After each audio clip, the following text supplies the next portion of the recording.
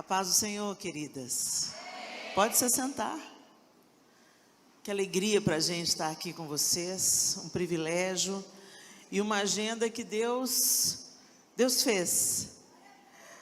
Não estava na nossa programação essa agenda, mas o Senhor foi fazendo as coisas caminharem de um jeito e eis-nos aqui para fazer o que Ele quer. Amém? É muito bom saber que você em plena quarta-feira, quinta? Eu estou assim, gente. Em plena quinta-feira você está na igreja. Oh, glória! Glória a Deus! Você que está nos assistindo aí de casa, que pena que você não está aqui presencialmente. Presencialmente é melhor. É muito bom a gente estar aqui e a gente sabe e tem percebido que nos últimos anos, no Brasil, no mundo, mas eu posso falar da nossa realidade. No Brasil, a gente tem visto uma obra maravilhosa de Deus, levantando mulheres, ministrando a mulheres, despertando, desafiando mulheres. Nos últimos 20 anos, a gente viu diante dos nossos olhos as conferências femininas crescendo, conferências de mulheres por todos os lados, e a gente não pode atribuir isso a homem nenhum, a mulher nenhuma, a iniciativa humana. Foi algo que Deus fez, porque quando a gente pensou que a gente estava fazendo algo novo, aí eu ia pregar em tal lugar onde a conferência já estava acontecendo há 2, 3, 4, 5 anos. Então a gente viu que Deus foi fazendo algo sobrenatural, atraindo as mulheres, chamando as mulheres, convocando as mulheres. E a gente para pensar, mas por que Deus? Algumas mulheres chegam perto de mim e falam assim, olha, eu já estou recebendo muito, estou aprendendo muito, mas vocês têm que fazer alguma coisa para fazer conferência de homens, porque só eu que estou crescendo, só eu que estou sendo alimentada, só eu que estou sabendo o que está acontecendo, e nossos maridos estão ficando para trás. E aí a gente se lembra de Provérbios que diz assim, que a mulher sábia edifica a casa. Aí a gente pensa assim, mas olha lá, já vem mais uma coisa para os nossos ombros. Pelo amor de Deus, a gente já é mãe, já menstrua, já tem menopausa, TPM. Ai, meu Deus, mas essa agora? Gente, sabe por quê? Porque nós recebemos elementos do próprio Deus que os homens não têm. E isso não nos torna melhores, superiores. Entenda, essa competição entre os gêneros é coisa do inferno. Deus não criou homens e mulheres para disputarem poder. Deus criou homens e mulheres para serem cooperadores entre si. Deus olhou para o homem e falou, não é bom que o homem esteja só. Aí, tá vendo, Helena? Tá vendo? Quem é o homem sem a gente? Bom, eu não me lembro de ter visto nenhuma mulher pendurada num andaime, nem dentro de um esgoto. Nem quebrando parede com a marreta, nem catando pedaço de corpo em um acidente. Sabe, gente, tem coisas em nós que a gente não daria conta se não fossem os homens. O lado duro da vida, o lado pesado da vida. Sabe, eu citei exemplos dramáticos aqui agora, né? Você vê um bombeiro entrando num buraco que só cabe um homem. Você vê o bombeiro mergulhando em rios para recolher um corpo, para devolver um corpo sem vida para uma família, poder chorar e sepultar o seu... Gente, eu nunca vi, podem existir, claro, podem existir, toda regra tem a sua exceção, mas eu nunca vi uma mulher nessa tarefa árdua. Sabe por quê? Porque a gente não dá conta emocionalmente. A gente dá conta emocionalmente de um tanto de outras coisas que os homens não dão. Por exemplo, se precisasse do homem, só o homem, para parir uma criança, tinha sido extinta a raça humana. Deus sabe o que faz, né? Então, você vê, já viu um homem gripado? Imagina se ele tivesse que dar à luz, né? Agora, você já viu a gente diante de uma barata? De uma aranha, de uma lagartixa? Não sei qual que é o seu animalzinho de estimação, né? O homem vai lá, chega lá. O que é isso? O que é esse canto todo? Homens e mulheres são diferentes. mas não são um superior ao outro. Nós precisamos uns dos outros. E Deus planejou que dentro do casamento, por exemplo, o pastor Josué fala muito isso, eu aprendi isso com ele, que o casamento não é um jogo de tênis, o casamento é um jogo de frescobol. No frescobol você joga a bola boa para o outro também jogar a bola boa para você, e quanto mais tempo a bola fica flutuando, mais divertido é o jogo. E é isso que Deus quer. No jogo de tênis não, no jogo de tênis um ganha, o outro perde. E Deus quer que os nossos relacionamentos de casamento sejam um jogo de frescobol. E isso é na vida, não apenas no casamento. Se eu me relaciono com homens no trabalho, colegas de escola, dentro da comunidade de fé, nós estamos como cooperadores uns dos outros. E o discurso que está lá fora hoje é: nós não precisamos de homem nenhum, nós temos que ser empoderadas, nós temos que tomar o nosso lugar, nós temos que fazer, conquistar, nós somos superiores aos homens. Gente, se a gente vai falar de empoderamento feminino, então pensa comigo. Nós podemos criar, educar a próxima geração de homens. Mas a mesma voz que quer dar poder para a mulher fala que ela ser mãe é um atraso de vida. Fala que ela ser mãe vai desqualificar ou torná-la ineficiente para o mercado de trabalho. A maior missão da mulher se tornou um fardo e o aborto uma opção. Assassinar um bebê é uma opção? Não é um bebê, é um embrião. Engraçado que esse embrião, ele sente o que você sente desde as primeiras semanas de vida. O que está acontecendo com o mundo? Quando você vê mulheres defendendo o assassinato de bebês, aquela que deveria ser a guardiã da vida, virou a defensora da morte. Então vamos voltar para o plano original e vamos olhar para a palavra de Deus. Para você que está aqui na igreja e acha que a gente está falando tudo uma balela, desculpa, mas a gente acredita na Bíblia. A gente acredita que existe um Deus.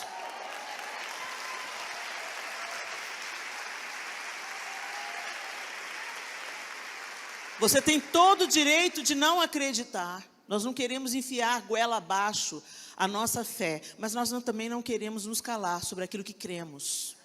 Então nós queremos dizer a você que está nos assistindo, e você que está aqui hoje, nós acreditamos que há um Deus, Criador de todas as coisas, do céu e da terra.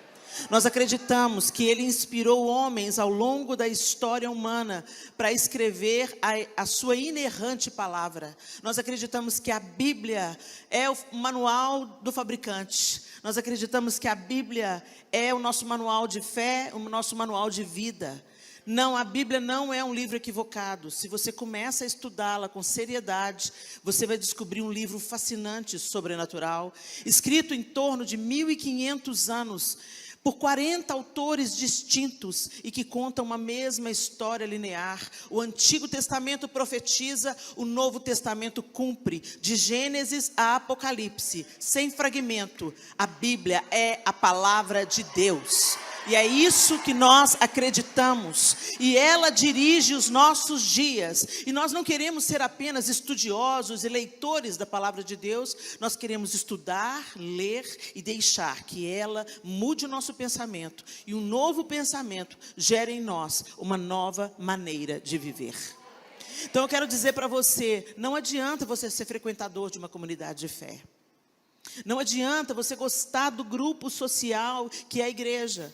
A igreja é um lugar gostoso, e esse lugar especialmente confortável, as cadeiras são confortáveis, as pessoas são agradáveis, você foi bem recebido, bem tratado, a música é agradabilíssima aos ouvidos, é tudo tão bom, tudo pensado para te dar conforto e foco, para que você absorva completamente o que está sendo dito aqui na frente, para que você seja consolada, encorajada, levantada, erguida, corrigida, porque isso tudo é o que a Bíblia faz com a gente. A Bíblia não fica só alisando e dizendo: Deus é amor, Deus é amor, Deus é amor. O amor também corrige, o amor também confronta, o amor também dá limites. Isso que estão chamando de amor não é amor, o amor que aceita tudo, o amor que não se compromete, o amor que não presta contas, o amor que só pensa em si mesmo, no seu próprio bem-estar. Isso não é amor. Porque eu amo o meu marido, eu presto contas a ele. Porque eu amo o meu marido, eu não me deito com outro homem. Porque eu amo o meu marido, eu sou leal à aliança que eu fiz com ele. Porque eu amo o meu marido, eu tenho responsabilidade. E porque eu amo os meus filhos, eu tenho responsabilidades. Porque eu amo os meus pais, eu tenho responsabilidade de honrá-los. O amor se compromete. O amor não aceita tudo. O amor perdoa tudo, o amor suporta tudo, mas não aceita tudo. Então a gente tem que entender, de onde você tirou isso? Da Bíblia. A palavra de Deus, a inerrante palavra de Deus me ensina isso. E aí nós cremos na Bíblia. E algumas pessoas começaram a dizer que a Bíblia não é toda a palavra de Deus, que só algumas coisas é a palavra de Deus. A gente não questiona a palavra de Deus, sabe por quê?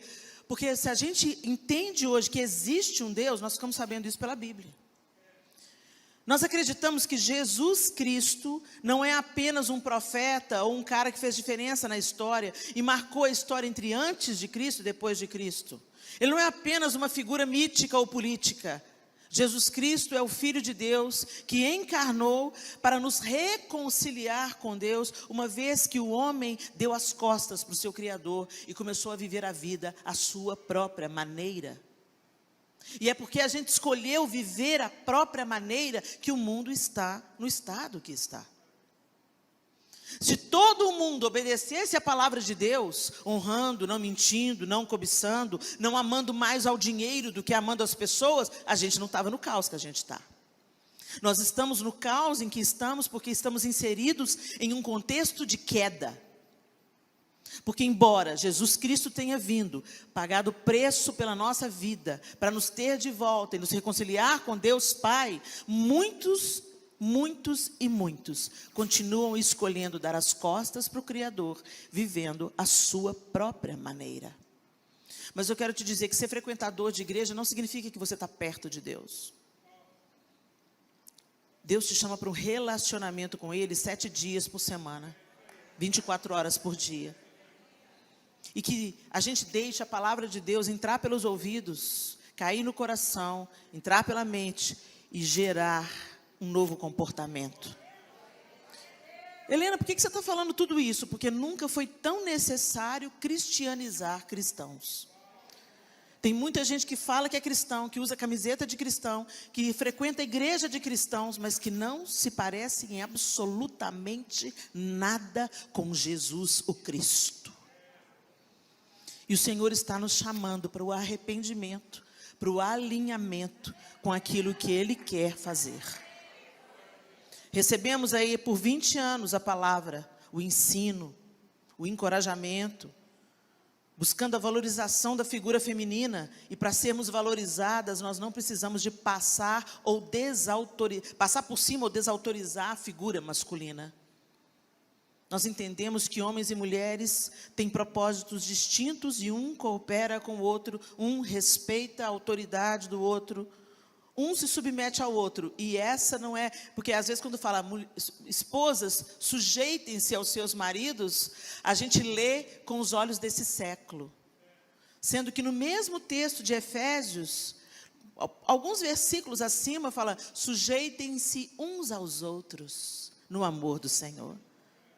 Submissão, sujeição é respeito, respeito ao outro. Respeitando a autoridade do outro, a posição do outro como filho de Deus. Não é um lugar de ser humilhado, de ser capacho, de ser abusado. Mas submissão é o lugar comum do crente, não é só da mulher, não, é do crente. Então nós como mulheres cristãs, deveria ser uma coisa simples, a gente poder se submeter. Porque isso não tira nada de nós. Mas meu marido é abusivo. Então nós precisamos de educar o seu marido. Orar por ele. E eu não estou falando de abusivo, gente, de violência doméstica, não. Violência doméstica, polícia lida com isso. Entrou na violência doméstica, você chama a polícia, ok? Você chama a polícia para um marido abusivo verbalmente, aquele marido que te destrói, que te demole, ou aquele que bate. Isso nunca deveria ser falado numa igreja. Como não, Helena? Porque é inadmissível um cara que se diz cristão bater numa mulher. Por isso, daí a necessidade de nós cristianizarmos cristãos. Anunciar de novo o evangelho para quem diz que crê, que não tem nada a ver com a Bíblia. E nessa noite eu queria chamar para essa nossa conversa o exemplo de algumas mulheres. Abra sua Bíblia comigo em Gênesis, capítulo 16. E nós vamos ler do verso 1 ao verso 5.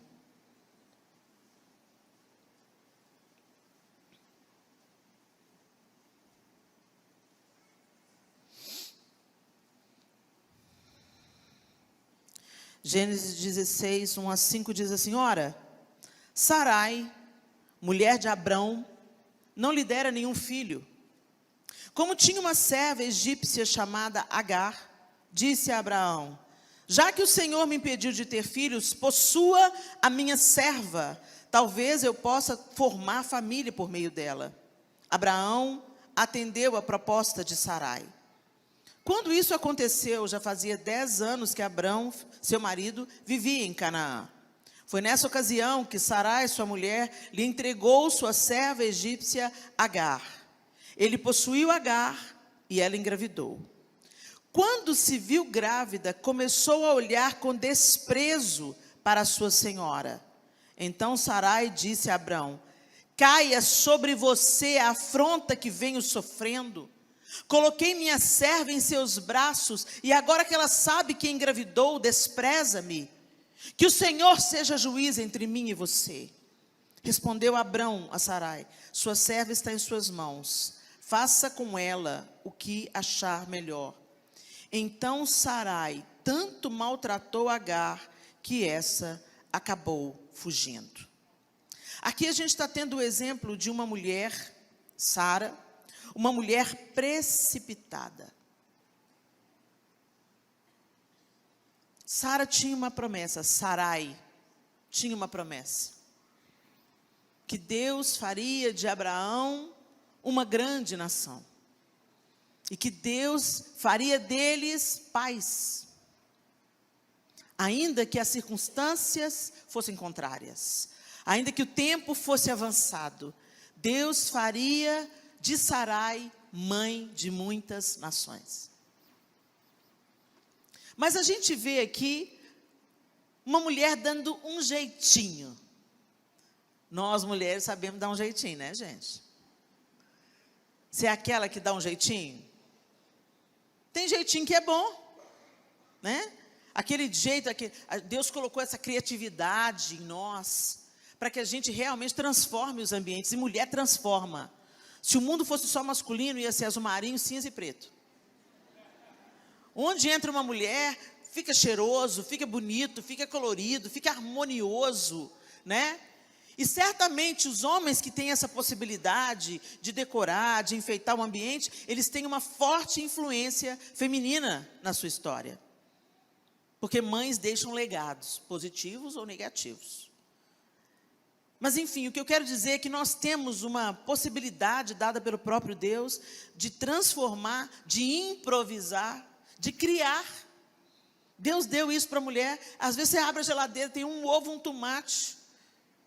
E você pensa, o que eu vou fazer com um ovo e um tomate? Quando você pensa que não, sai aquele omelete maravilhoso. Então, mulher é essa que pega pouco e faz muito. Só que esse jeito que a gente tem de improvisar, de criar, de falar, de opinar, de transformar, ele pode se transformar numa arma letal quando a gente vai contra o propósito de Deus. E o que motivou Sarai a sair tanto do propósito de Deus? Ansiedade. Ela estava vendo que o tempo estava passando, que ela estava ficando ainda mais velha e que a gravidez não acontecia. Então ela não creu que Deus Todo-Poderoso podia fazer dela mãe de filhos. Ela olhou para a circunstância terrena, ela olhou para a sua própria condição e ela falou: não tem jeito, eu vou dar o meu jeito. Quando Deus falou, e a gente começa a querer fazer a interpretação do que Deus falou. Deus falou que vai me dar um filho, está aqui, Agar, dando sopa. Que mulher louca, a gente pôs outra mulher na cama do marido dela. Doidona. E Abraão não achou nada ruim. Claro, como você quiser. Estava levando vantagem, né? Conhecendo a egípcia, jovem, vigorosa. Como uma mulher precipitada e ansiosa pode pôr a perder a sua própria casa. E depois, quando você vai lendo a história, e eu encorajo você a fazer isso, a gente vai vendo o que uma mulher precipitada causou. Hoje está aí, o pau está quebrando até hoje, entre judeus e árabes. Por quê? Sarinha foi lá tentar dar um jeitinho, colocou a egípcia na cama de Abraão. E Deus não foge da sua promessa. Não era o filho da promessa, mas Deus também fez de Ismael uma grande nação. Porque Deus não é homem para que minta, nem filho de homem para que se arrependa. Mas nós podemos atrapalhar bastante a nossa jornada. Pausa para reflexão. O que a ansiedade, a precipitação já causou de dano na sua família? E Helena, você veio me incomodar? Você saiu lá de Belo Horizonte, veio me incomodar? Não vim te incomodar. Vim trazer a sua memória que pode te dar esperança. Vim te despertar. Vim te dizer: para, mulher, toma juízo nessa cabeça. Confia naquilo que Deus falou. Ele é fiel para cumprir. Para de querer desembolar a linha junto com Deus. Para de querer dar uma forcinha para Deus. Deus é Deus. E quando Ele fala, Ele faz. E se não está pronto ainda, temos que aprender a esperar. Vamos conversar sobre outra mulher. Essa é diferente. Abre aí, 1 Samuel 25, a partir do verso 14. 1 Samuel 25, a partir do verso 14. Deixa eu só te localizar, né? Porque senão você não vai entender muito bem a leitura, a história. E eu te encorajo também a estudar Abigail quando você chegar em casa. Abigail era mulher de Nabal, um homem tolo, insensato. E Davi vivia fugindo de Saul. Vivia pelos desertos, pelas cavernas e tal. E quando ele estava no Carmelo, os pastores de Nabal, que era um homem muito rico, tinha muitos rebanhos, estavam ali pelo Carmelo, e Davi e os seus valentes ajudavam os pastores de Nabal a preservar a vida dos rebanhos. Então eles ajudavam a proteger aquele rebanho, para que nenhum animal feroz roubasse, comesse, desvirtuasse. E todo o tempo, os próprios pastores de Nabal diziam que os homens de Davi eram como um muro ao redor dos rebanhos de Nabal. E quando chegou a época da tosquia era uma época assim de muita fartura, fazia muita comida, muita festa. É como se fosse assim, o fechamento do ano, né? Então, a época da tosquia, o lucro vinha, né? A lã, e era uma festa. Então, tinha churrascão, muitas coisas boas para comer, e era realmente uma verdadeira festa. Davi ouviu dizer que a festa estava rolando na casa de Nabal e que tinha muita fartura, e eles viviam no deserto.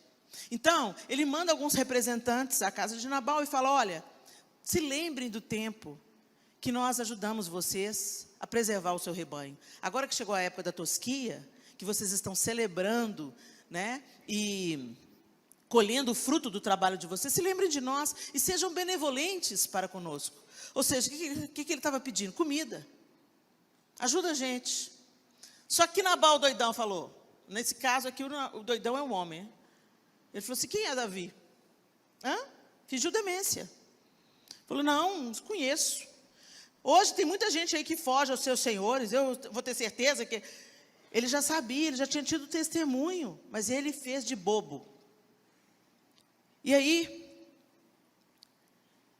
quando os moços, quando os caras que estavam servindo ao lado de Nabal, os funcionários de Nabal, escutaram como ele tratou os servos de Davi, os servos de Davi voltaram, contaram para Davi, Davi falou, vão descer e matar todo mundo. Vão matar todos os homens da casa de Nabal. Davi ficou bravo. Quando os jovens e os empregados de Nabal foram onde? Na mulher de Nabal. E a gente lê aí a partir do verso 14. 1 Samuel 25, a partir do verso 14. Um dos servos disse a Abigail, mulher de Nabal, do deserto Davi enviou mensageiros para saudar o nosso Senhor, mas ele os insultou. No entanto, aqueles homens foram muito bons para conosco, não nos maltrataram, e durante todo o tempo em que estivemos com eles nos campos, nada perdemos. Dia e noite, eles eram como um muro ao nosso redor, durante todo o tempo em que estivemos com eles, cuidando de nossas ovelhas. Agora, leve isso em consideração, e veja que a senhora pode fazer, pois a destruição paira sobre o nosso Senhor e sobre toda a sua família. Ele é um homem tão mau que ninguém consegue conversar com ele. Verso 18. Imediatamente, Abigail pegou 200 pães, 2 vasilhas de couro cheias de vinho, 5 ovelhas preparadas, 5 medidas de grãos torrados, 100 bolos de uvas passas e 200 bolos de figos prensados, e os carregou em jumentos e disse a seus servos, vocês vão na frente, eu os seguirei. Ela, porém, nada disse a Nabal, seu marido. Enquanto ela ia montada num jumento, encoberta pela montanha, Davi e seus soldados estavam descendo em sua direção, e ela os encontrou.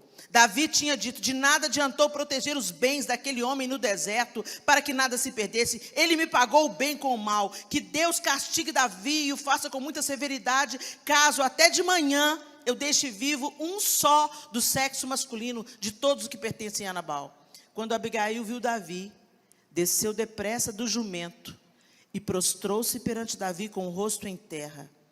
Ela caiu a seus pés e disse, meu senhor, a culpa é toda minha.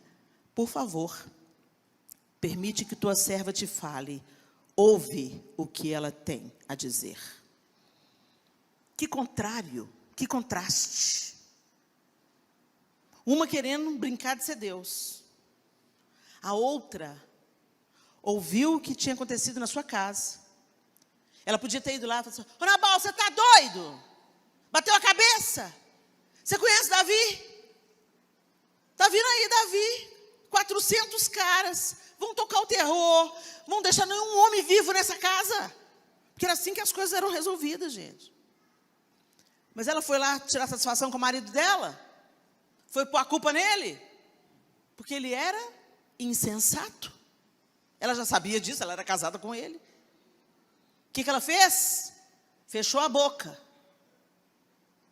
Pegou a comida, carregou os jumentos, mandou os empregados levar as comidas e foi atrás. E quando ela encontrou com Davi furioso, vindo para acabar com a casa dela, ela desce do jumento, se prostra e fala, Senhor, minha seja a culpa.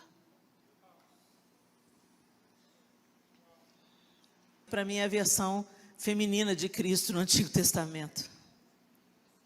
Ela se coloca entre a fúria de Davi, livrando também a Davi de fazer uma insanidade movida pela raiva e não pela mão de Deus. E ela livra a sua própria casa da fúria de Davi. Porque ela começa a se humilhar diante de Davi. Ela fala assim, olha, quando os seus servos foram, eu não os vi, mas está aqui a comida. Que o Senhor te abençoe. O meu marido é tolo, não leve em conta o que ele disse. Que o Senhor te abençoe, que o Senhor te prospere. E ela começa a abrir a boca e a abençoar Davi. Ao contrário de Sarai. Sarai foi lá, fez a coisa errada e depois ela começa a reclamar com Abrão. Olha aí, o que aconteceu? Eu te amaldiçoo. Olha agora, minha serva está me ofendendo. Então, ao contrário, que dois contrapontos. Ô, gente, essa aí foi a pisada de bola de Sarai. Ela foi uma mulher que Deus escolheu. Mas eu acho lindo a Bíblia por isso. Não põe pano quente nos defeitos. Lá na frente, você vai ver também expostos todos os defeitos de Davi. E isso está muito claro para que a gente veja que eram seres humanos como a gente. Então, se eles conseguiram vencer, a gente também consegue. Se Abigail conseguiu ser uma mulher sábia e fechar a boca diante do seu marido tolo, ou, né, vamos contextualizar, o seu chefe tolo, o seu professor tolo, o seu parente tolo, o seu pai que ainda não se converteu, tantas situações, fecha a boca, você não convence ninguém, você não é o Espírito Santo. E abre a boca com sabedoria. Essa é uma característica da mulher sábia, ela abre a boca com sabedoria. A mulher de Provérbios 31, quando ela fala, é para ouvir o que ela tem a dizer, porque ela abre a boca com sabedoria. E ela não fica transferindo responsabilidade, ela chama para si a responsabilidade para salvar a sua casa. Mas a gente não vive isso. A gente sempre fica transferindo a culpa para alguém. A culpa é do meu marido, a culpa é da minha mãe, a culpa é do meu pai. Eu passei o meu trauma, a culpa é do meu trauma de infância. A gente está sempre julgando. Para, você é mulher de Deus, você é filho de Deus. Seja lá o que foi que te aconteceu, você é nova criatura e pode viver de uma outra maneira. Para de pôr culpa no diabo, para de pôr culpa no passado, para de pôr culpa no seu abusador, para de pôr culpa. Agora é uma nova história onde você está seguindo aquele que se humilhou, mas venceu, ressuscitou e irá voltar e reinar em um alto e sublime trono.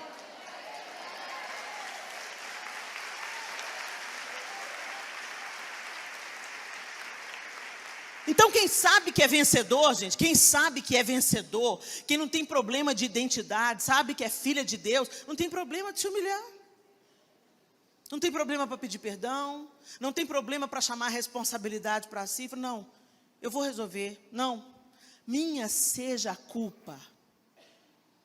Por causa da sabedoria de Abigail, Davi olhou para ela. E o ódio de Davi foi aplacado. Você já ouviu falar no que a Bíblia diz sobre, em Provérbios, que diz: a palavra dura suscita a ira, mas a palavra branda desvia o furor. Então eu fico imaginando essa mulher sábia, dizendo com toda doçura, sabe qual que é a maior arma feminina? Desculpa a palavra, homens presentes. Poder feminino não é bunda de fora não, gente. Poder feminino não é decotão, não é música sensual, não.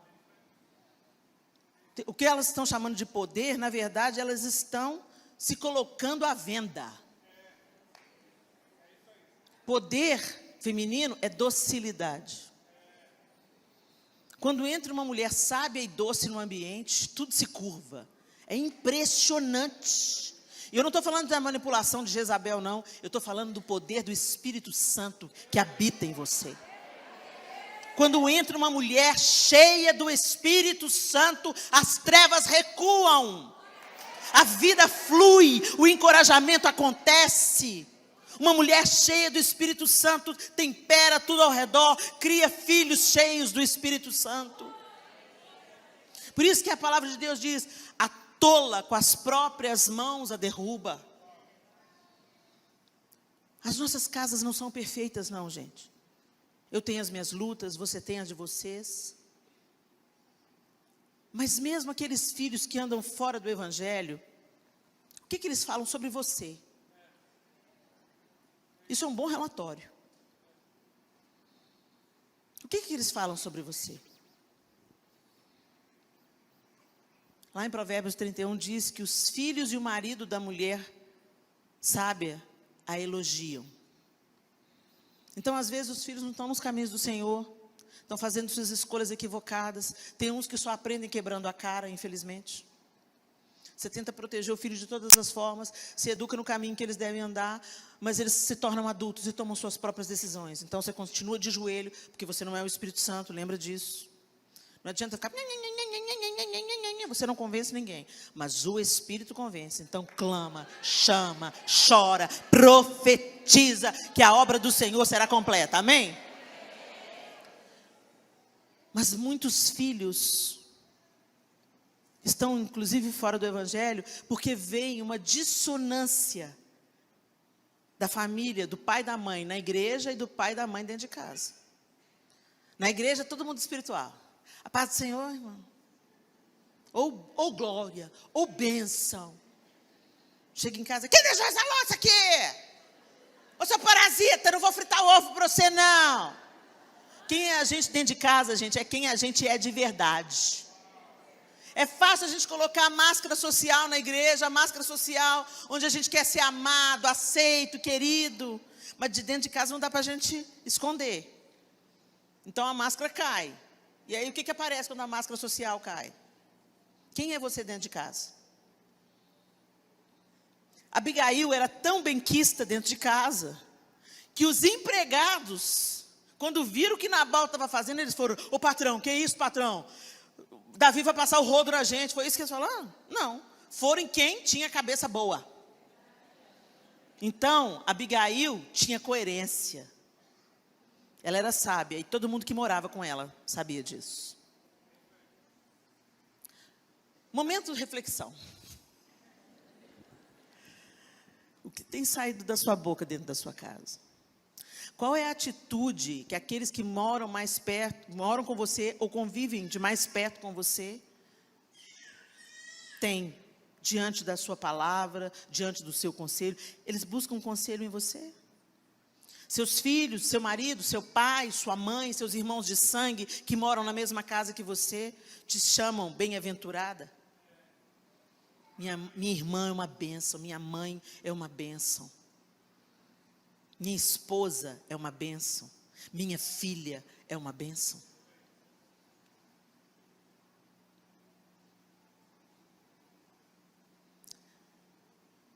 Eu não estou trazendo acusação para você, gente. Eu estou realmente trazendo despertamento. E aí, quando a gente... Já que a gente citou tantas vezes Provérbios, eu queria discorrer agora um pouco sobre o livro de Provérbios, que fala de uma questão específica. Quando a gente olha para Sara e para Abigail, a gente viu duas mulheres diferentes, mas como que a sabedoria ou a insensatez se manifestavam através dessas mulheres? Através da palavra. Gente, o nosso principal inimigo não é o diabo. Nosso principal inimigo somos nós mesmos. E a nossa boca grande. Tiago diz que se nós controlarmos a nossa língua, seremos perfeitos. Já parou para pensar nisso? Já conseguiu controlar a sua? Eu não consegui controlar a minha, não.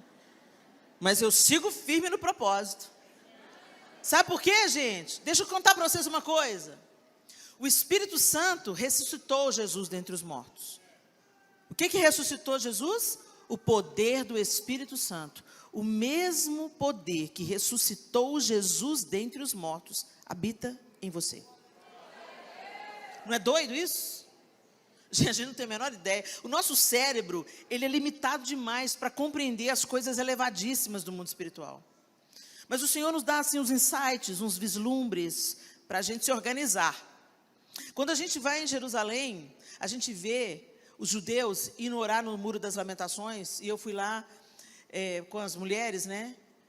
E eu vou lá como uma coisa turística, interessante, uma cultura diferente. Tem os crentes que vai colocar o papelzinho no muro.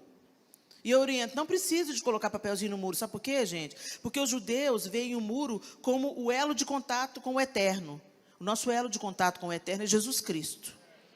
Ok? Então você pode orar ao Senhor em nome de Jesus, o Senhor vai te ouvir. Não, mas lá no Antigo Testamento diz que, Salomão diz, quando estava inaugurando o templo, que todas as nações viriam orar naquele lugar, e que todo pedido que fosse feito ali seria atendido. Sim, gente, essa é a antiga aliança, profetizando a nova, e a nova já aconteceu, e nós desfrutamos dela. Então você não precisa de pôr papelzinho no muro, mas você pode ir lá, é muito interessante, é lindo ver a devoção daquele povo.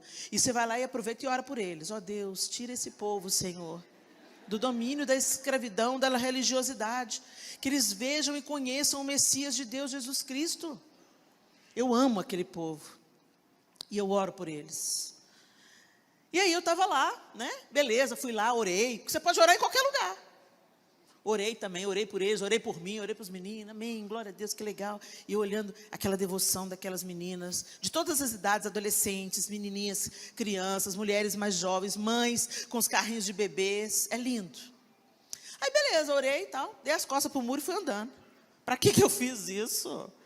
Eu não sei hebraico, mas eu fui xingada em hebraico, com certeza. Meu Deus, o que eu fiz? Umas 3 judias assim, me olhando, me fuzilando com o olho, apontava para o muro, meu Deus, o que eu fiz? O que eu fiz? Aí alguém falou comigo, que você deu as costas para o muro. Ué, é muro, gente? Para você é muro, Helena, para elas não. E aí eu fui observar, quando elas acabam de orar, elas não dão as costas para o muro. Só depois de não sei quantos passos é que elas viram e vão. Eu aprendi. Uau, que reverência, que temor, o lugar sagrado. Hoje você é o lugar sagrado. O Espírito Santo habita em você. E você come qualquer coisa, conversa qualquer coisa, escuta qualquer coisa. Coloca dentro dos seus olhos qualquer coisa. Nos falta reverência e consciência da presença do Espírito em nós. Se a gente tivesse a consciência da presença do Espírito em nós, nós descartaríamos da nossa vida os lixos que a gente coloca para dentro por todos os orifícios. E as coisas que saem da nossa boca que são morte. E aqui o livro de Provérbios está falando, e a gente está com 2 exemplos diante de nós, Sarai e Abigail. Uma mulher falando bobagem, sugerindo coisas erradas, precipitada, amaldiçoando o marido por aquilo que ela mesma sugeriu ele fazer. E aí a gente vê a outra mulher, que o marido é tolo, e ela se coloca como intercessora.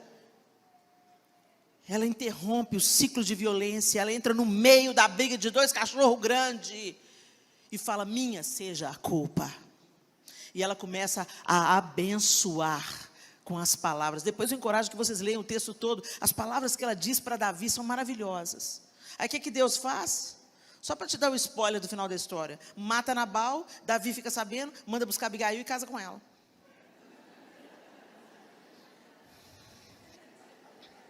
Hashtag fica a dica. Alguém fala para os homens para deixar de ser Nabal. Pelo amor de Deus. Ou seja, se Deus, deixa Deus se favorecer, não se meta a dar um jeito. Você vê, Abigail estava casada com um homem tolo. E Sarai estava casada com um homem justo, bom, amigo de Deus. Como é que uma mulher estraga, ou como uma mulher é resgatada, né? Deus interferiu na história. Abigail, vou te livrar desse aí. A Bíblia diz que ele feriu Nabal. Nabal, quando ouviu Abigail contando daquilo que ela... Primeiro, quando ela voltou, ele estava na cachaçada. Escornado. Ela esperou ele melhorar da cachaçada. Você sabe o que aconteceu, querido? Davi vinha aqui matar todo mundo. Por causa daquela palavra que você deu para os servos dele, tá? Mas está tudo bem agora. Ele levou um susto. Deve ter tido um piripaque no coração. Em 10 dias ele morreu. E aí Davi não é bobo nem nada. Bonita e sábia. Davi não era fácil, né? Ainda tem gente que fala que ele era do outro lado, né? Não, gente. Quem fala isso não leu a Bíblia. O problema de Davi era outro. Eu devia ver um rabo de saio. E aí a gente está com esses 2 exemplos dessas 2 mulheres. E Provérbios 18, 20 diz assim. Provérbios 18, 20 e 21. Do fruto da boca de cada um se fartará o seu ventre, dos renovos dos seus lábios ficará satisfeito. A morte e a vida estão no poder da língua, e aquele que a ama comerá do seu fruto. A gente pensa muito na lei da semeadura, na hora dos dízimos e ofertas. Todo mundo vem alegrinho. Você vê porque você sabe que você vai colher. Quem vive a realidade né? Nós não temos nada, Deus nos dá tudo. E a gente devolve 10% para Deus através dos dízimos, e quanto você quiser através das ofertas. E a gente prova da bondade, misericórdia e fidelidade de Deus quando a gente é fiel nisso. Porque Deus precisa do nosso dinheiro, gente? Não. A casa, a estrutura que nós estamos aqui precisa. Porque, isso, sabe, telão, microfone, a passagem lá de avião para me trazer para cá, não brotou no chão, né, gente? O pessoal fazendo, de graça receber, de graça dai. Não, a palavra a gente está dando de graça, mas banco, luz, água, telefone, LED, isso nada de graça. Então, a gente sabe, quem filho obediente, obedece, colhe das bênçãos, e a gente vê claramente que Deus, a gente nunca vai poder superar Deus em dar. Ele sempre é mais que abundante. E Deus provê isso para que a gente não se torne servo de mamon. Enquanto você aprende que parte do que você ganha, parte é para o seu sustento, para a manutenção da sua casa, e até para a realização dos seus sonhos, mas parte não pertence a você, passa por você para abençoar outra pessoa. O cristianismo não tem egoísmo. A gente não constrói só para a gente não quer ganhar só para a gente compartilha generosamente amor, bondade, tempo e dinheiro. Tudo que o Senhor tem nos dado.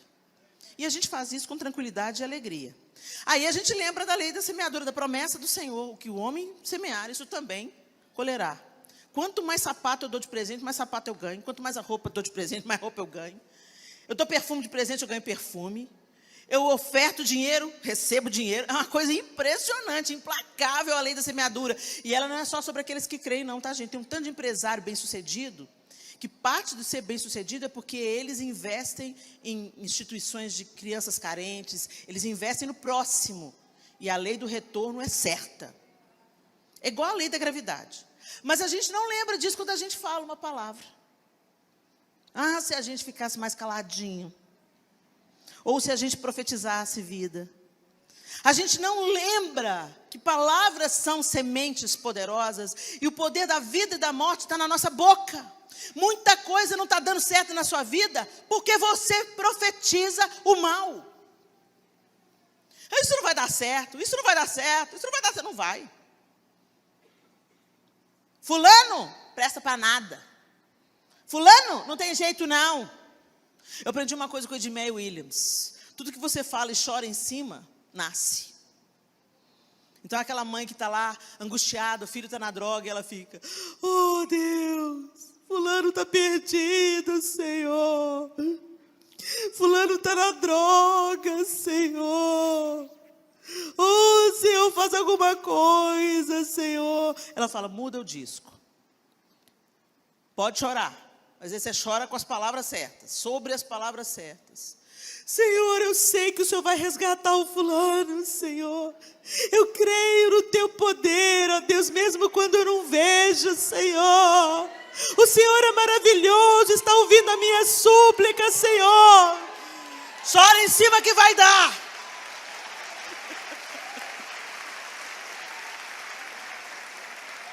Profetiza, profetiza, profetiza, profetiza. Mesmo contra a esperança, contra as circunstâncias, creia. E para de falar da vida alheia, querida. Tem muita bênção que não chega na sua vida porque você tem a boca grande demais. Gente, como eu sei do que eu estou falando. Eu gostaria de não ter tanta experiência no assunto. Mas coisas que eu critiquei na vida dos outros, eu estou vivendo. Porque pode demorar, mas a colheita chega. E quando você pensa assim, o diabo se levantou. Não, não foi o diabo não, só o tempo da colheita que chegou. Você plantou maledicência, fofoca, espalhou a nudez, expôs a nudez do seu irmão. Ficou sabendo? Ficou sabendo da fulana? Não, bafão. Pois é, amanhã o bafão chega na sua casa. Cuida da sua vida. Sabe por quê, gente? Nosso telhado é de vidro. Nós somos tudo do mesmo material, tudo gente. A gente não escolhe pelo outro. Fulano adulterou. Amanhã seu marido pula cerca. Fica caladinho para Jesus te dar vitória. Porque o que nós acabamos de ler? Do fruto das nossas palavras nós vamos comer. Então abençoa, encoraja, levanta, incentiva, consola, profetiza.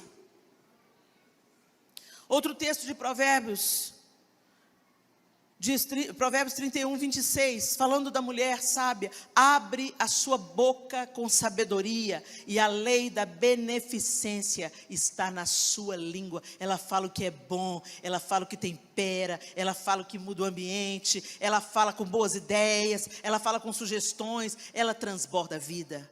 Provérbios 26, 28, a língua falsa odeia aos que ela fere, e a boca lisonjeira provoca a ruína.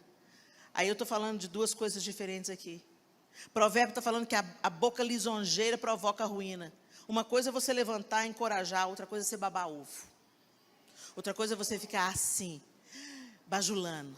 Ai, você é uma mulher de Deus. Deus te usa tanto, Helena. E por trás fala assim, você viu aquela Helena? Nossa, minha mulher grossa. Jesus abomina a hipocrisia. Se você não gosta da pessoa, fica caladinho. Vai orar para Deus libertar o seu coração. Mas não seja uma coisa, finge que é uma coisa e é outra não. Que o Senhor está vendo e o diabo também está assistindo. E ele sabe claramente quem é que está do lado dele. Palavra lisonjeira, o bajulador é aquele que lambe o chão que você pisa, para que você caia. Então, cuidado com as lisonjas. Você sabe quando é um testemunho, um encorajamento. Mas sabe aquela pessoa que só fica, sabe, te elogiando, te enchendo o ego? Cuidado com essa pessoa. Ela pode não ter consciência, mas ela está sendo um instrumento do diabo. Porque a palavra de Deus diz assim, que o coração do homem é provado pelos elogios que recebe. Tem um tanto de líder que caiu, porque começou a dar crédito aos elogios excessivos que recebia. Tudo que passa por mim é bom, eu estou te abençoando, é de Deus. Tudo de ruim é meu mesmo. Mas tudo de bom que você vê saindo de mim, é pela graça, misericórdia e o poder de Deus que está sendo aperfeiçoado em mim.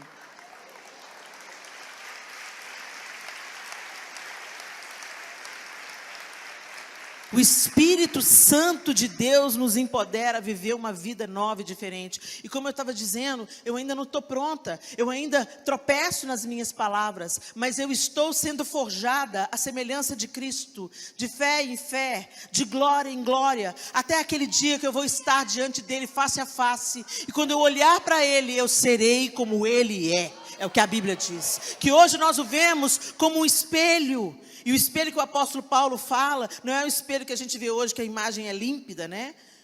Naquela época o espelho era um metal polido, então você via meio que embaçado a sua imagem. Mas vai chegar o dia em que nós veremos o Senhor plenamente e seremos plenamente como Ele é. Eu ainda tropeço nas minhas palavras, gente, mas eu não sou mais a mulher que eu era.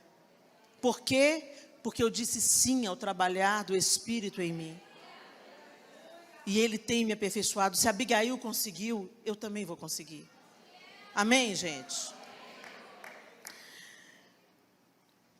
E finalmente, eu queria que você abrisse a Bíblia. Não, finalmente não, ainda tem mais um texto. Mas abre aí, Mateus 15, de 10 a 20. Evangelho de Mateus.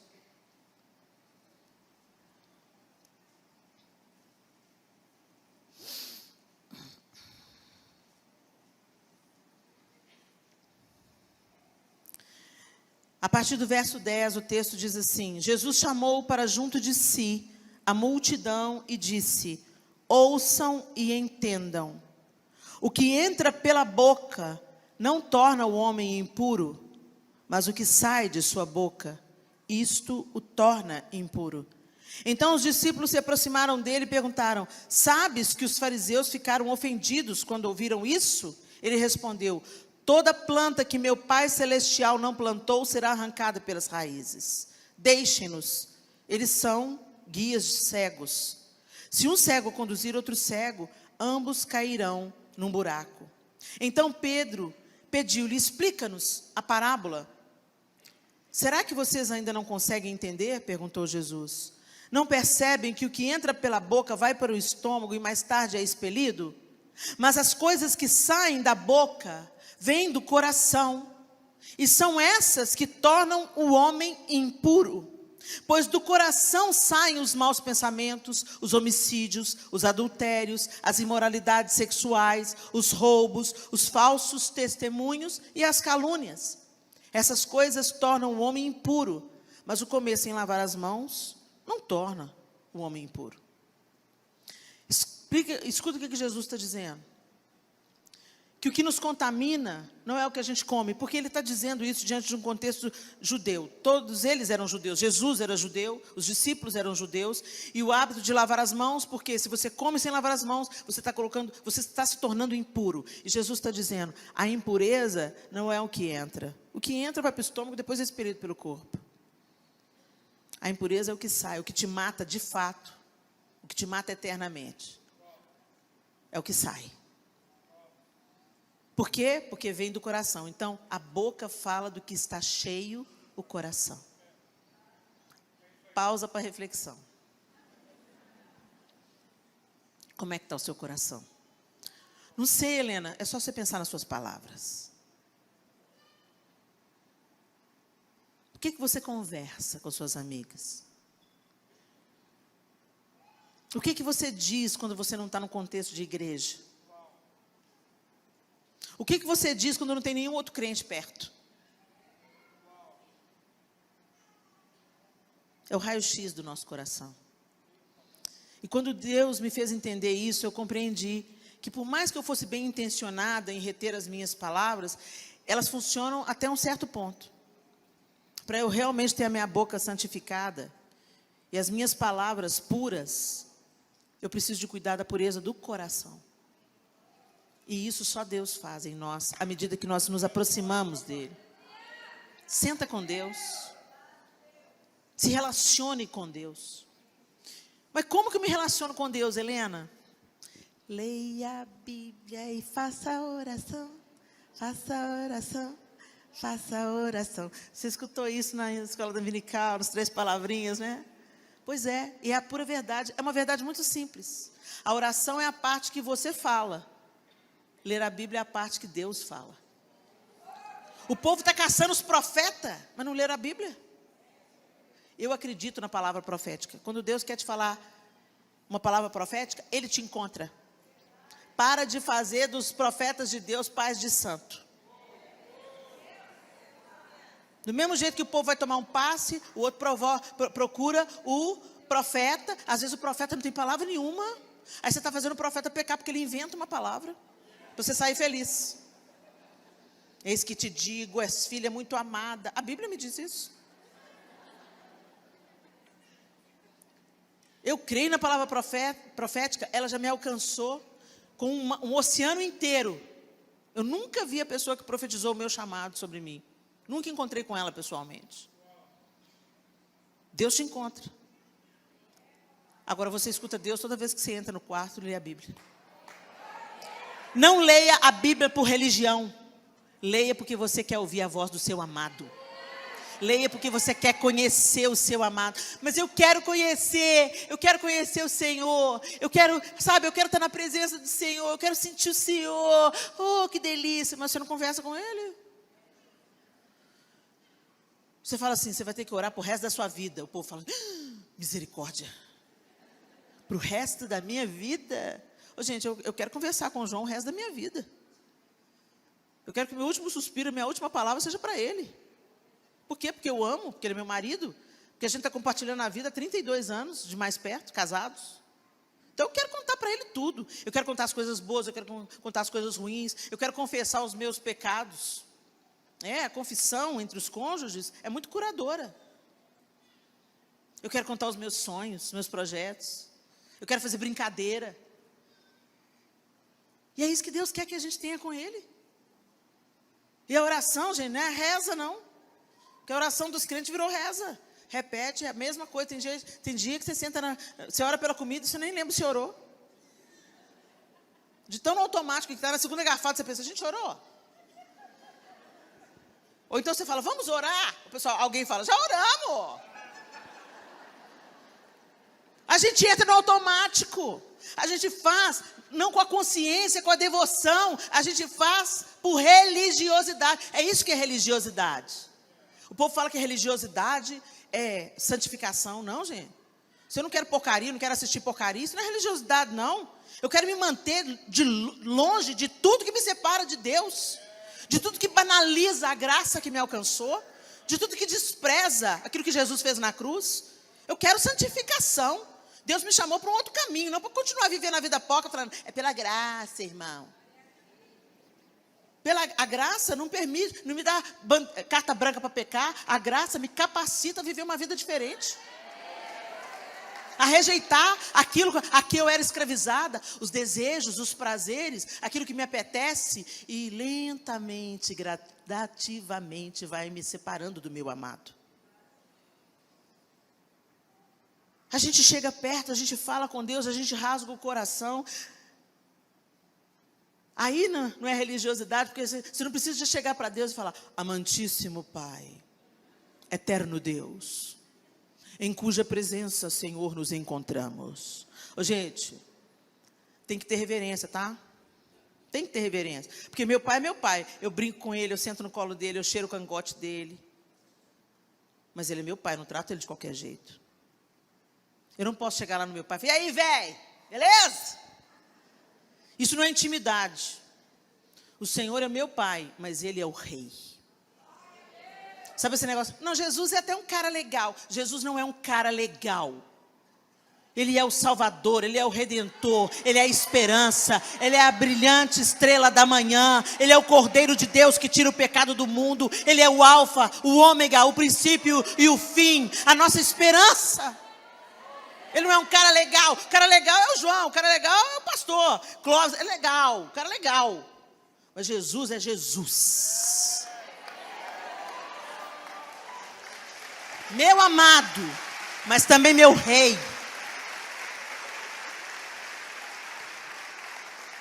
A gente não pode perder a reverência. Mas eu falo com meu pai intimamente. Eu não chego diante do meu pai e falo, papai, Senhor Geraldo, sou sua filha, queria te pedir. Não tem cerimônia, não tem protocolo. Pai, ei pai, agora nessa idade eu estou chamando ele de papaizinho. Ei papaizinho, sua bênção. Deus te abençoe, minha filha. E eu converso com ele normalmente. E aí pai, como é que está a semana? Você pode conversar com Deus normalmente. Senhor, quem já me assistiu aí no YouTube já sabe, né? Dessa oração. Põe as duas mãos em mim, Senhor, senão eu vou dar uma voadora. Tem misericórdia de mim, Senhor, me ajuda aqui, porque meu coração está ficando peludo. Sabe? Senhor, me perdoa, hoje minha fé está tão fraca. A incredulidade está rondando meu coração. Eu preciso que o Senhor venha aqui, Jesus, me enche com a sua esperança. Sabe, gente, rasga o coração, para de melodrama com Deus, porque Deus já sabe a sua oração antes dela sair da sua boca. Mas Ele quer que ela saia da sua boca, porque isso mostra a sua iniciativa de ter um relacionamento com Ele. E aí você fala, você chora, você conta para Ele. Para Ele você pode contar, Senhor, sabe o fulano? Pois é, Deus, está duro aguentar o fulano. Mas o Senhor deu conta de Pedro, Senhor, aquele precipitado, né? Estava andando armado, Senhor, lá no jardim, cortou a orelha do outro, Senhor. Ô, Pedro, pois é, Senhor, eu estou aqui, ó, igualzinho, Pedro. Me ajuda, Jesus. Ele já sabe quem você é. Conversa com Ele, abre o jogo com Ele. Senhor, não estou dando conta do meu marido, não, Senhor, mas Ele é meu marido. Me ajuda, me dá sabedoria, Espírito Santo. Como é que eu falo com Ele? Me deixa entender, porque meu marido é assim, que ninguém é ruim de graça. Ninguém é ruim de graça. Tem uma história por trás de cada um de nós. Nós somos o fruto da nossa história. Por isso que a gente tem que ter uma história com Deus, que transforma todos os nossos dias. E finalmente eu queria que você abrisse o último texto dessa noite. Desculpa, gente, eu me avancei no horário, eu me empolgo. Eu me empolgo quando eu falo a palavra de Deus. Efésios capítulo 5. A partir do verso 15. Tem uma chave aqui para nós. Efésios 5, a partir do verso 15, diz assim: tenham cuidado com a maneira como vocês vivem, que não seja como insensatos, mas como sábios, aproveitando ao máximo cada oportunidade, porque os dias são maus. Portanto, não sejam insensatos, mas procurem compreender qual é a vontade de Deus. Não se embriaguem com o vinho, que leva à libertinagem, mas deixem-se encher pelo Espírito, falando entre vocês. O que, gente? Falando entre vocês, com salmos, hinos e cânticos espirituais, cantando e louvando de coração ao Senhor, dando graças constantemente a Deus Pai por todas as coisas, em nome de nosso Senhor Jesus Cristo. Sujeitem-se uns aos outros por temor a Cristo. Gente, perceba, deixem-se encher pelo Espírito, em outras versões diz, enchei-vos do Espírito, está no imperativo. Vamos para a aula de português. Está no imperativo. E depois, tudo está no gerúndio.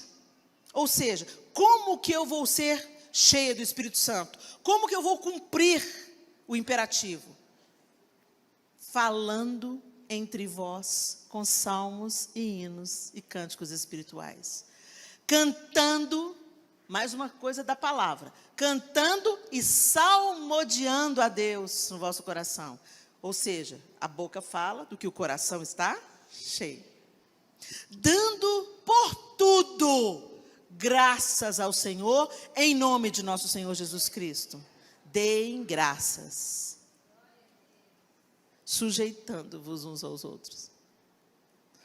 Como é que a gente é cheio do Espírito Santo? Enchendo o nosso coração de Deus, manifestando através da palavra, das canções, dos louvores, das ações de graças, quem Ele é, e sujeitando-nos uns aos outros por temor a Deus. Então eu não olho o outro nem como inferior, nem como superior. Ou melhor, como superior. Porque a palavra de Deus diz assim: considerai os outros superiores a vós mesmos. Isso fala de um espírito humilde. O outro pode não ter o seu diploma, mas ele sabe uma coisa que você não sabe. Ele tem uma vivência que você não tem. Então sempre temos o que aprender uns com os outros. E é por isso que a Bíblia fala, sujeitando-vos, porque o próprio Cristo se sujeitou. Então, como nós, como seus seguidores, temos dificuldade de nos sujeitar? O espírito da rebelião vem de Satanás. Enchei-vos do Espírito, falando, cantando, salmodiando, dando graças e sujeitando-nos. Feche os seus olhos. Palavra para reflexão. Você é cheia do Espírito? Você tem buscado se encher do Espírito Santo?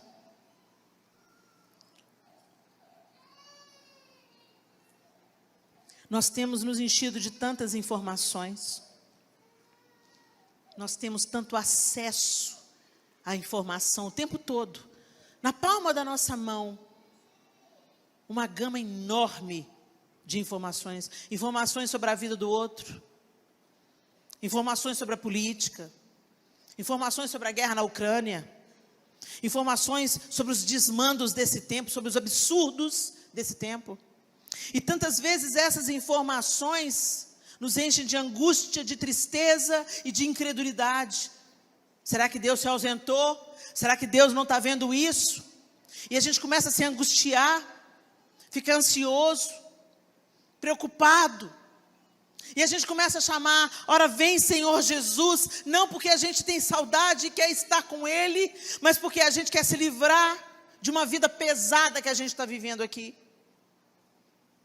Ou então, a gente nem se lembra de chamar pela volta de Cristo, porque a gente está tão empolgado com essa vida meia boca que Satanás propõe, que a gente não contempla o Senhor.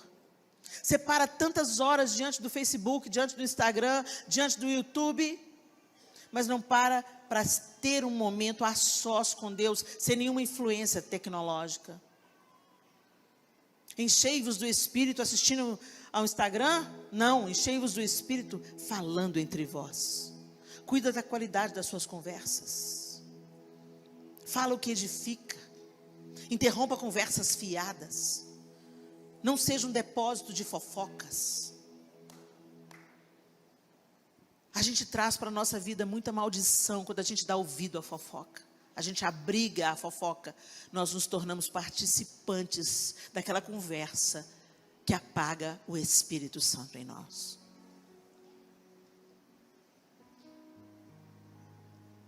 Falando entre vós com salmos, cânticos e hinos espirituais. Conta testemunho. Conta o que você aprendeu. Fala sobre a Bíblia. Fala o que você aprendeu no quarto, na sua intimidade com Deus. Orem juntos. Partilhem histórias para que haja cura. Escute confissão, acolha a confissão. Tem gente que pode ser impedido de suicidar se você só abrigar com seus ouvidos, acolher com seus ouvidos. Escuta sem julgar, escuta sem acusar, escuta! Escuta com os ouvidos de Cristo. Escuta. Falando entre vós, quem um fala, o outro escuta, um fala e o outro escuta. Cantando e salmodiando. Vocês já leram os salmos? Os salmos ou são declarações do poder de Deus, ou são pedidos de socorro para o poder de Deus. O salmista, ou ele proclama quem Deus é, ou ele está falando, Senhor, socorre-me.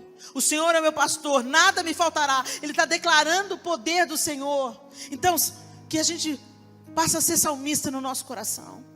Que a gente se lembre dos feitos do Senhor para conosco. E que no dia mau, no dia da tribulação, que você fala, socorre-me, Senhor. Eleva os meus olhos para os montes. De onde me virá o socorro? O meu socorro vem do Senhor, que fez os céus e a terra. Porque estás abatida, ó minha alma. Espere em Deus, pois ainda o louvarei. A Ele o meu auxílio e Deus meu. Salmodiando a Deus no vosso coração. Dando graças. Jesus, todas as vezes que Ele manifestou seus milagres, quando Ele foi ressuscitar Lázaro, Ele não falou, ó Senhor, eu te peço que o Senhor agora ressuscite Lázaro, que quebra as amarras da morte. Não, Ele falou, Senhor, eu te dou graças. Eu te dou graças porque o Senhor está fazendo isso. E aí Ele já deu a ordem, Lázaro, sai para fora. Quando Ele foi multiplicar os pães e peixes, você pode conferir na Bíblia, Ele falou, Senhor, eu vou dar 3 pulinhos, e o Senhor vai multiplicar esses peixes. Não, Ele falou, Senhor, eu te dou graças por isso que eu já tenho nas minhas mãos. Dei graças. Eu quero fazer a vontade de Deus. Eu quero fazer a vontade de Deus. O apóstolo Paulo falou muito claramente, em tudo dai graças, porque esta é a vontade de Deus para convosco. E Deus não quer que você dê graças porque Ele tem problema de autoestima e precisa ser lembrado que você é agradecido a Ele. Ele quer te dar graças porque quando você dá graças, você reconhece o poder de Deus na sua vida. Você está dizendo, se está bom, o Senhor está aqui. Se está ruim, o Senhor está aqui. Se eu estou podendo fazer, o Senhor está aqui. Se eu não estou podendo fazer, o Senhor está aqui. O Senhor sabe, porque eu tenho dono, eu sou sua. E se eu estou passando por isso, vamos embora lá, Senhor. É lição, vamos embora aprender. Graças ao Senhor porque o Senhor está me ensinando. Graças ao Senhor porque o Senhor não desistiu de mim. Graças ao Senhor porque eu estou atravessando a tribulação. E lá do outro lado eu vou sair uma mulher melhor, uma mãe melhor, uma esposa melhor. Graças ao Senhor. Agora eu abraço todas as mães do mundo com um outro olhar, com mais misericórdia, com mais confiança naquilo que Deus é capaz de fazer. Nada fica infrutífero nas mãos desse Deus majestoso. E é essa grande alegria de pertencer ao Senhor. Eu não estou solta por aí. Satanás não tem a última palavra na minha vida e nem na minha casa. Quem tem a última palavra é o Senhor. Dê graças. Dê graças. E sujeitem-se. Sujeitem-se à vontade de Deus. Entenda que o outro, você não é melhor do que ninguém. Mas o fulano não é crente. Ser crente não te faz superior não, minha linda. Ser crente te faz livre. Salva. Pela graça de Deus. Mas não superior. O crente que olha o outro de cima para baixo não entendeu nada. Porque o outro que está vivendo uma vida porca agora, ele é tão alvo do amor e da misericórdia de Deus quanto você. E a gente pode aprender muita coisa com aqueles que pensam completamente diferente da gente. Isso é humildade. Senhor, nós te bendizemos por essa noite. Nós agradecemos pela tua graça e misericórdia renovada sobre nós todos os dias. E nós queremos, contemplando o Senhor através da tua palavra, através dos exemplos de Sarai, Abigail, através da exortação dos provérbios, através do Evangelho de Jesus Cristo e das suas palavras descritas no Evangelho de Mateus, as palavras do próprio Jesus. Queremos acolher o ensinamento do apóstolo Paulo à igreja em Éfeso. Que a tua palavra se torne viva na nossa vida. E que nós sejamos contados com aqueles que, escutando e colocam em prática, são comparados com o homem que constrói a sua casa sobre a rocha. No dia mau, nós ficaremos de pé, porque obedecemos a tua palavra. Nós não queremos ser, Deus, como um homem tolo, que constrói a sua casa sobre a areia. Escuta, não coloca em prática, continua levando a vida do jeito que está levando. E o final é a ruína. Muitos não permanecem, porque estão dentro da tua casa, ouvindo a tua palavra, mas não colocam absolutamente nada em prática. Que o teu Espírito Santo nos ajude, nos encoraje, nos transforme de dentro para fora. E que Jesus Cristo, o teu caráter seja forjado em nós, pelo poder do Espírito Santo, dia após dia. Porque nós queremos viver a plenitude e a abundância da vida que o Senhor conquistou para nós. Em nome de Jesus. Amém e amém. Deus abençoe vocês, queridas.